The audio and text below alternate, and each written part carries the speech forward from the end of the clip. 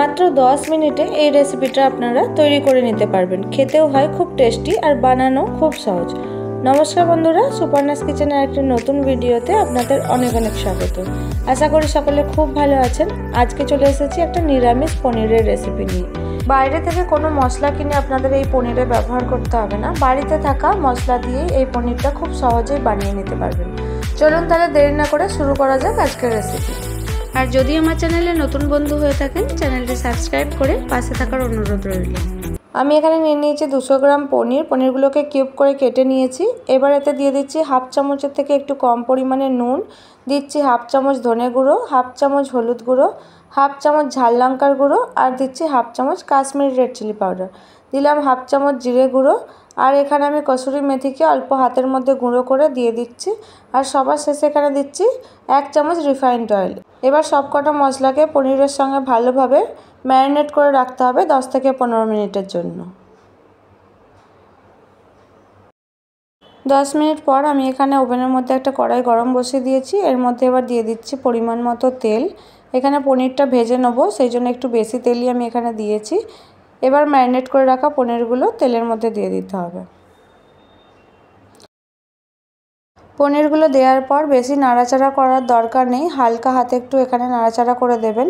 পনিরগুলো ততক্ষণ ভাজা হতে থাকুক, আমি একটা মশলা রেডি করে নিই।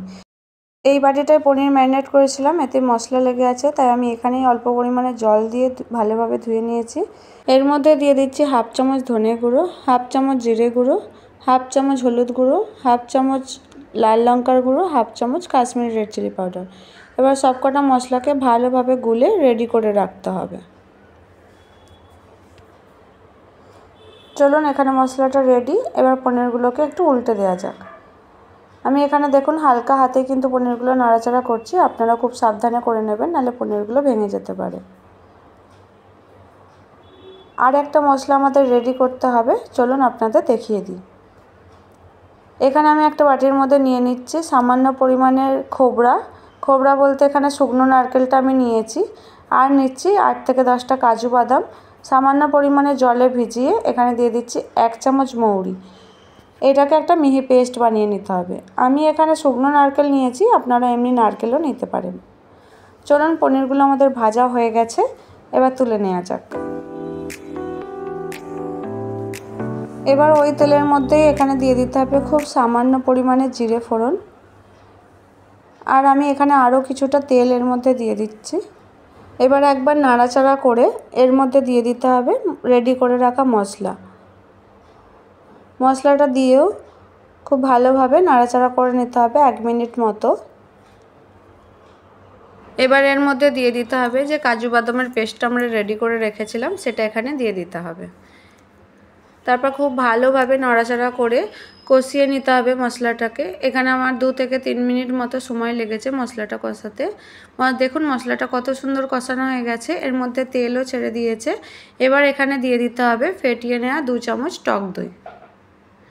টক দই দিয়ে মশলাটাকে খুব ভালোভাবে কষিয়ে নিন। এই সময় গ্যাসের ফ্লেমটা অবশ্যই স্লো টু মিডিয়াম হিটেই রাখবেন। আরও 2 থেকে 3 মিনিট মতো এইভাবে নাড়াচাড়া করে মশলাটা ভালোভাবে কষিয়ে নিতে হবে। মশলার মধ্যে তেল ছেড়ে দিলে তখন ভেজে রাখা পনিরগুলো এর মধ্যে দিয়ে দিতে হবে। এখানে আমি পরিমাণ মতো নুন দিয়ে দিয়েছি, নুনটা অবশ্যই আপনারা আপনাদের স্বাদ অনুযায়ী দেবেন। দেখুন মশলার মধ্যে কিন্তু এখানে খুব সুন্দর তেল ছেড়ে দিয়েছে। এবার আমি এখানে দিয়ে দিচ্ছি ভেজে রাখা পনির।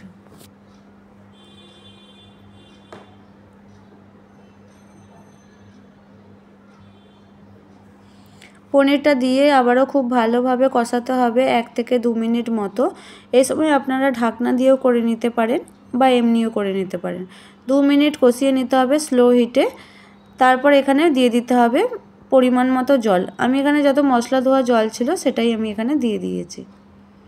1 গ্লাস মতো জল আমি এখানে ব্যবহার করেছি। এবার 2 থেকে 3 মিনিট মতো খুব ভালোভাবে ফুটিয়ে নিতে হবে।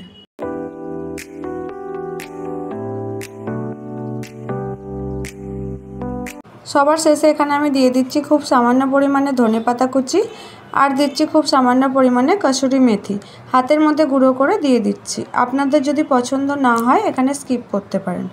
আর সবার শেষে কিন্তু আপনারা এখানে পনির মশলাও অ্যাড করতে পারেন। পনিরের মশলা ছাড়াও এই পনিরের রেসিপিটা খেতে কিন্তু খুব ভালো লাগে। রুটি, পরোটা, লুচি, ভাত কিংবা রাইস সব কিছুর সঙ্গেই এই পনিরটা খেতে পারবেন। আপনারাও বাড়িতে বানান আর আমাকে জানাতে ভুলবেন না আজকের রেসিপি আপনাদের কেমন লাগলো। যদি ভালো লাগে একটা লাইক, শেয়ার, কমেন্ট এবং চ্যানেলটি সাবস্ক্রাইব করে পাশে থাকার অনুরোধ রইল। ফিরবো আবার নতুন কোনো ভিডিও নিয়ে। ততক্ষণের জন্য সুস্থ থাকুন, ভালো থাকুন, সঙ্গে থাকুন। ধন্যবাদ।